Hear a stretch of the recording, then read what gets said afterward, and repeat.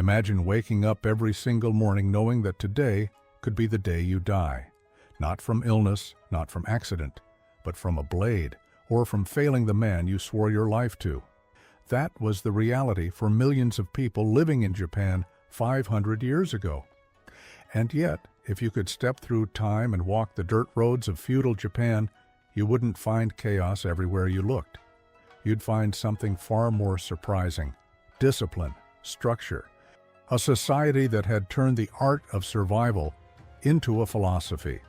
Welcome to the Sengoku period, literally the age of warring states. It stretched roughly from the mid-1400s to the early 1600s, and it is one of the most turbulent, fascinating, and consequential eras in all of human history. Japan was not a unified country. It was a patchwork of territories, each controlled by powerful warlords called daimyo, feudal lords who commanded armies, collected taxes, and fought each other in an almost endless cycle of war, betrayal, alliance, and war again. And at the center of all of it, the samurai. Now, before we go inside the house, we need to understand the world outside it, because the house only makes sense when you understand the man who built it and the society that shaped him. The word samurai comes from the Japanese verb saburao, meaning to serve. And that's exactly what they did. Samurai were not independent warriors. They were professionals in service to a lord. From the moment a boy was born into a samurai family, his entire existence, his training, his education, his marriage, his death, was oriented around one thing: loyalty and function within a rigid military hierarchy. But here's what most people get wrong about the samurai. They picture a lone warrior on a battlefield, sword raised, poetry in his heart. That image isn't false exactly, but it's incomplete, because the samurai spent the vast majority of his life not on a battlefield at all. He spent it at home. And that home, that's where this story really begins. Let's set the scene. You're somewhere in central Japan, perhaps in a castle town, what the Japanese called a jokamachi. These were urban settlements that grew up around the castle of a powerful daimyo, and they were organized with military logic. The castle sat at the center, or on elevated ground. Radiating outward from it were the homes of the samurai class, arranged by rank. The higher your status, the closer you lived to the castle. The lower your rank, the farther out you were pushed. This wasn't just about convenience, it was about defense. In a world where surprise attacks were genuinely common, having your most skilled warriors living within striking distance of the castle made tactical sense. And it also communicated something to everyone who walked through town. Power has an address here, and every building around it is part of the same system. The samurai's residence, called a bukeyashiki, or warrior's dwelling, was more than a home. It was a statement. Walk past one, and you immediately understood the owner's place in the world. A grand gate, a surrounding wall of earth or stone, a carefully maintained exterior. These weren't decorative choices. They were social signals, read instantly by anyone who passed. But let's go deeper. Who exactly were these men, and where did they come from? The samurai class didn't emerge overnight. It evolved over centuries from mounted warriors who served the imperial court, gradually accumulating political power until, by the Sengoku period, they were effectively the ruling class of Japan. The emperor still existed, technically, but real power had long since passed to the military elite. What makes this fascinating is that samurai wasn't a single type of person. It was a spectrum. At the top, you had the great generals and advisors, men like Oda Nobunaga and Toyotomi Hideyoshi, whose ambitions would eventually end the Sengoku period itself. Below them, a complex ladder of lords, retainers, and foot soldiers. A high-ranking samurai might command hundreds of men, own vast land, and live in a residence that looked almost like a small fortress. A low-ranking samurai might own little more than his weapons and his name. But whether rich or modest, powerful or obscure, they all shared one thing, a code of conduct that structured not just how they fought, but how they lived, how they ate, how they slept, how they raised their children, how they thought about death. That code would come to be known as Bushido, the way of the warrior. And you couldn't fully understand it by reading about it. You understood it by living inside it. By breathing the air of a samurai's house, moving through its rooms, feeling the weight of its routines. So, are you ready to step inside? The gate is ahead of you. It's heavier than you expected. The wood is dark, weathered, and deliberate. Above it, carved or painted, you might see the family crest, the mon, a symbol that every member of this household would carry into battle and into death. Take a breath. This is the world of the samurai, not the myth, the real thing. You've passed through the gate. Now stop for a moment and look around. The first thing you notice is the silence. Not an empty silence, a controlled one. The kind of quiet that doesn't happen by accident. It's maintained, intentional. Even the gravel beneath your feet seems arranged with purpose, each stone placed to crunch in a way that announces footsteps. That's not coincidence. That's design. Welcome to the bukeyashiki, the samurai residence. And the first lesson it teaches you, before you've even touched the door, is this. In a samurai's world, every single detail carries meaning. The outer boundary of the property was defined by a wall or fence, sometimes earthen, sometimes wooden, occasionally reinforced with stone, depending on the owner's rank and the era's level of conflict. This perimeter wasn't just about privacy. It was a defensive line. In a period where political tensions could turn violent overnight, even a home needed to function as a defensible position. The wall said, "I am protected, I am prepared. Do not mistake my home for a soft target." The entrance gate, the mon, varied dramatically based on status. For a high-ranking samurai, the gate could be a substantial wooden structure with a roof, almost architectural in its own right. For lesser warriors, something far more modest, 2 posts and a beam, functional and plain. But even the simplest gate carried that family crest. The mon was non-negotiable. It was identity made visible, the samurai's name written in symbol, announcing to the world who lived here and what lineage they carried. Pass through the gate, and you typically entered a transitional space, a courtyard or approach path. This wasn't wasted space. It served multiple purposes simultaneously. It created a buffer between the public street and the private interior. It allowed visitors to be observed before they reached the door, and in larger residences, it might contain a small garden, not for decoration alone, but as a breathing space, a place where the mind could shift from the chaos outside to the discipline required within. Now, the structure itself. Feudal Japanese architecture, and samurai homes followed this tradition closely, operated on a fundamentally different logic than what most Western viewers are accustomed to. There were no load-bearing interior walls in the way we think of them today. Instead, the roof was supported by a post and beam framework, which meant the interior space was extraordinarily flexible. Rooms weren't fixed.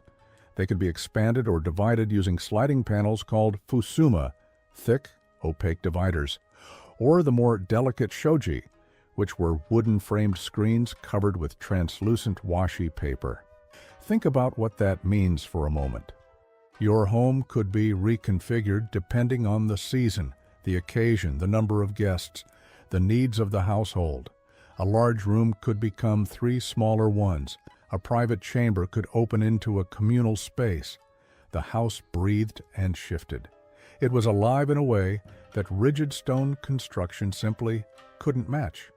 The floors of the main living areas were covered in tatami, mats made from woven rush grass, over a compressed rice straw core. The dimensions of a tatami mat were essentially standardized, and rooms were measured by how many mats they contained. A 4.5 mat room, a 6 mat room, a 12 mat room for formal reception. This system meant that anyone entering a home immediately understood the proportions of the space without measuring anything. It was a shared architectural language. And those mats weren't just flooring, they were the furniture. You sat on them, ate on them, slept on them. You removed your footwear before stepping onto tatami, always without exception. This boundary between the outdoor world and the tatami space was sacred. Crossing it in shoes or sandals was an act of profound disrespect, equivalent to bringing the dirt of the street into someone's inner life. Let's move deeper into the house. As you cross the entry threshold, the genkan, a slightly recessed entrance area where footwear was left, you step up onto the tatami level and the atmosphere changes completely. The air smells faintly of rush grass and wood. The light is softer here, filtered through shoji screens that diffuse sunlight into something gentle and even. There are no sharp corners catching harsh shadows. Everything is measured, balanced, calm. The main living area of a samurai's home typically included several key spaces. There was the reception room, often the most formal zone in the house, where guests of importance would be received. This room frequently featured a tokonoma, an alcove set slightly into the wall, elevated from the floor. Inside the tokonoma, you would find a hanging scroll, a kakemono, bearing calligraphy or ink painting, and perhaps a single flower arrangement, a ceramic vessel, or a meaningful object. Nothing cluttered, nothing excessive. The tokonoma was the aesthetic heart of the home, a curated statement about the values and refinement of the family. And this is where something important needs to be said. The samurai were not purely warriors. The idea that they were rough, utilitarian men who cared only for combat is one of history's great oversimplifications. Many samurai were deeply educated. They studied poetry, practiced calligraphy, engaged with Buddhist philosophy, and cultivated aesthetic sensibility as seriously as they practiced sword technique. The tokonoma in the reception room was evidence of that. A warrior who could also write a perfect poem, arrange a scroll with taste, and receive a guest with dignified calm. That was the complete samurai ideal. Moving through the house, you'd find the private quarters, sleeping areas that would be transformed each night by laying out a futon directly on the tatami, then rolled and stored each morning to return the room to its daytime function. No permanent beds, no fixed furniture accumulating in corners. The philosophy was one of lightness, physical and mental. Possessions that couldn't be moved, stored, or set aside were possessions that controlled you. Adjacent to the living quarters in larger residences, you might find a formal tea room, a space so deliberately minimal that entering it felt like stepping into a different dimension of thought. Low ceiling, bare walls, a small hearth for boiling water. The tea room was where the chanoyu, the tea ceremony, took place. And the tea ceremony was not a social nicety. It was a practice, a discipline, a way of training presence, patience, and awareness through the ritual of preparing and sharing a bowl of tea. The kitchen and service areas were typically separated from the main living quarters, both for practical reasons, smoke, heat, smell, and for reasons of hierarchy. The domestic labor of the household was real and constant, but it happened at a remove from the spaces where the samurai and his family conducted their formal lives. What strikes you, walking through this house, is how completely the architecture embodies a worldview. Nothing is accidental. The flexibility of the rooms teaches adaptability. The minimalism of the furnishings teaches detachment. The care given to the tokonoma teaches that beauty and discipline are not opposites. The removal of shoes at the threshold teaches that transition between spaces is a conscious act. The house doesn't just shelter a samurai, it trains him, every day, simply by living in it. Most people, when they think about a samurai's day, imagine something cinematic. The warrior rising before dawn, sword in hand, mist on the ground, facing the rising sun in silent meditation before riding off to battle. And here's the honest answer. Sometimes, yes. That image has roots in reality, but most days looked nothing like that. Most days in a samurai's household were built from routines so specific, so repeated, and so deliberately structured that they would feel almost monastic to a modern observer. Because the truth is, and this is one of the most fascinating things about samurai culture, the average warrior spent far more time managing a household, practicing discipline, and navigating complex social obligations than he ever spent in actual combat. War was the exception, the household was the rule. The day began early, not because of an alarm, obviously, but because the structure of samurai life demanded it. Rising late was considered a moral failing, a sign of weakness, self-indulgence, and disrespect for one's duty. Before the sun was fully above the horizon, the household was already in motion. The first act of the morning for many samurai was not physical training, it was spiritual orientation. Influenced heavily by Zen Buddhism, which had deeply penetrated the warrior class by the Sengoku period, many samurai began the day with a period of meditation or prayer. This wasn't necessarily long or elaborate. It might be as simple as sitting in stillness for a few minutes before the household's noise began, or performing a brief ritual at a small household altar, the butsudan, where ancestral tablets were kept and honored. This connection to ancestors was not ceremonial sentiment. It was moral accountability. In the samurai worldview, you were not an isolated individual making personal choices. You were a link in a chain that stretched backward through generations and forward into the future. Your conduct today reflected on everyone who came before you. That weight was real, and it was felt every morning right there in the quiet of the household before the day began. After this morning orientation, physical training entered the picture. Now, it's important to understand what training meant in this context. It was not what we might picture as a dramatic sparring session every single morning. Training was layered, varied, and deeply integrated into the structure of daily life.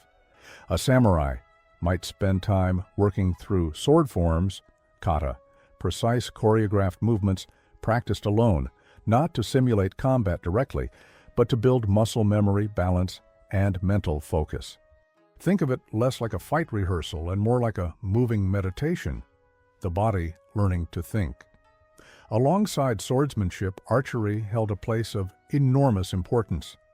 The bow, the yumi, a distinctive asymmetric Japanese longbow, had been the primary weapon of the warrior class for centuries before the sword rose to its iconic status. Even as firearms began appearing on Japanese battlefields in the mid-1500s, archery practice continued as both a martial skill and a discipline of concentration. Hitting a target required a stillness of mind that no amount of pure physical strength could substitute. The archer who couldn't quiet his thoughts couldn't hold his aim. In larger residences, there might be a dedicated space within the property for training, an open courtyard, a wooden floor area, or a range for archery. In more modest homes, training happened wherever space allowed, but it happened every day without negotiation. Now let's talk about something that rarely makes it into the popular image of samurai life: administration. A samurai of any meaningful rank was not just a fighter, he was a manager. He oversaw land, resources, people, and obligations. A mid-ranking samurai retainer might be responsible for collecting taxes from farmers in his lord's territory, settling local disputes, maintaining roads or irrigation systems, and ensuring that his portion of the domain functioned smoothly. This was not occasional work.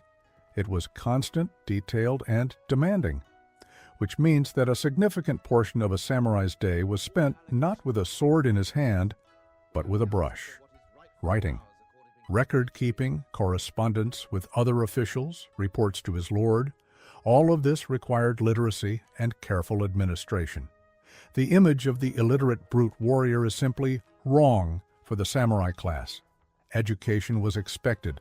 A man who could not read, write, and calculate was not considered fully equipped for his social role, regardless of how well he fought.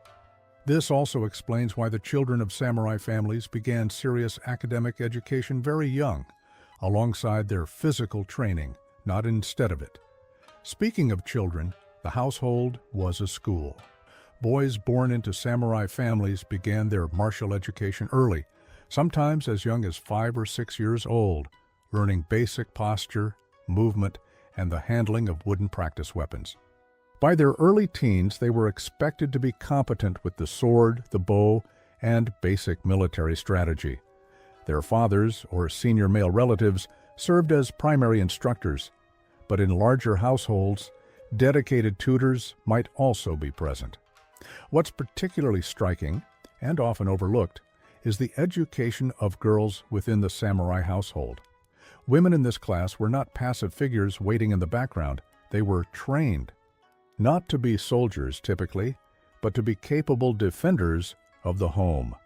The naginata, a curved blade on a long pole, was considered the appropriate weapon for a samurai woman, and its use was taught seriously. If the men of the household were away, as they frequently were during campaigns, the women were expected to be able to protect themselves, their children, and the residents.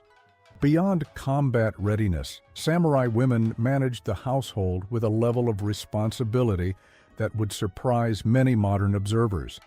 The day-to-day finances, the supervision of any servants, the logistics of food and supplies, the education of younger children, the maintenance of social relationships through carefully managed correspondence.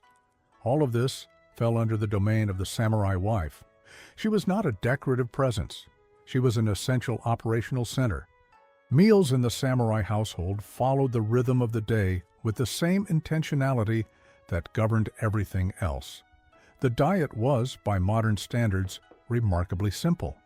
Rice was the foundation, steamed, plain, and central to every meal.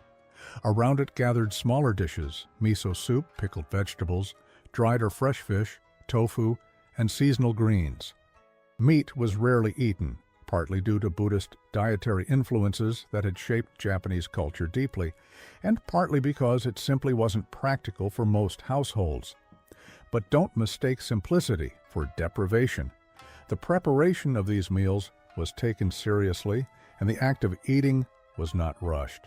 Meals were moments of order within the day, a time when the household gathered, when the social hierarchy of the family was made visible through seating and serving order, and when the discipline of moderation was practiced as consciously as sword technique.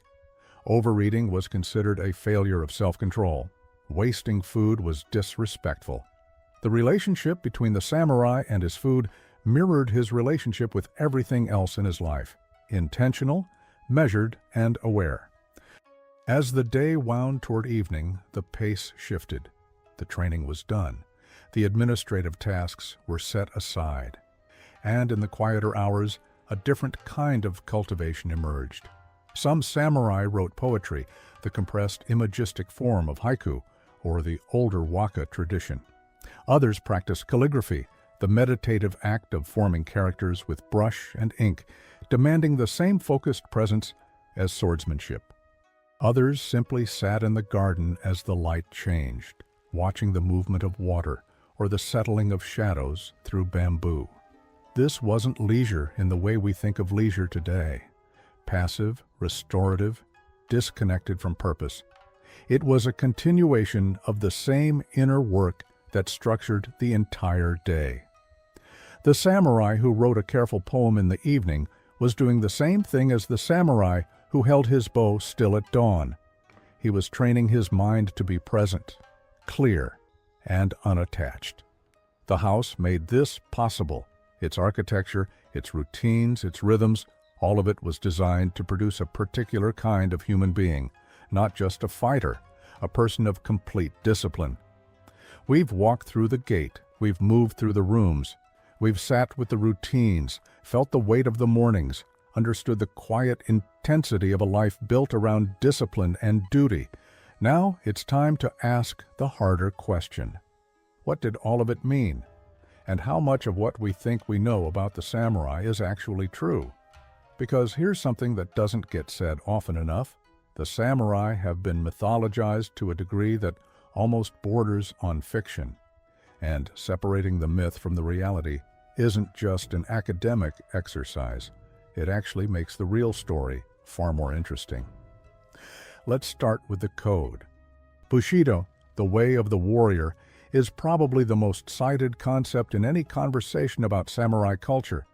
It evokes images of absolute loyalty, fearless courage, and a serene willingness to die with honor. And those values were real. They were practiced, taught, and deeply felt within samurai households. But here's what most people don't know. The word Bushido itself, as a formal codified concept, was largely articulated and popularized much later than the Sengoku period we've been exploring. The most famous text on the subject, Hagakure, a collection of thoughts on samurai philosophy, wasn't compiled until the early 1700s, well over a century after the period of greatest samurai warfare had ended. And Bushido, the soul of Japan, the book that introduced the concept to Western audiences, was written in 1900. That doesn't mean the values weren't present and practiced 500 years ago. They absolutely were. But it means that what we call Bushido today is partly a retrospective construction, a romanticized distillation of something that was, in its lived reality, considerably messier, more pragmatic, and more human than the polished ideal suggests. Samurai betrayed their lords. Samurai fled from battles they couldn't win. Samurai negotiated, compromised, changed allegiances, and made decisions based on survival just like anyone else. The historical record is full of these moments. The mythology tends to erase them. Understanding this doesn't diminish the samurai. It makes them real. Now let's talk about something that the myth almost entirely ignores: the psychological weight of this life. Imagine living inside a code that demanded absolute emotional control at all times, where showing fear was shameful, where admitting doubt about your lord's decisions could be considered disloyal, where the approved response to humiliation or failure was, in extreme cases, ritual self-disembowelment, seppuku, a death you performed on yourself to reclaim your honor. That was the architecture of a samurai's inner life, and it was not peaceful. It was not serene. The famous composure of the samurai warrior was not the absence of emotion. It was the product of enormous constant effort to contain and redirect emotion. The meditation, the tea ceremony, the poetry, the garden. These weren't decorative hobbies. They were pressure valves, ways of processing an inner world that the outer code of conduct simply didn't allow to be expressed directly. Zen Buddhism, which influenced samurai culture so profoundly, offered something crucial here: a philosophical framework for accepting impermanence, releasing attachment, and facing death without resistance. When a samurai sat in meditation, he wasn't just relaxing.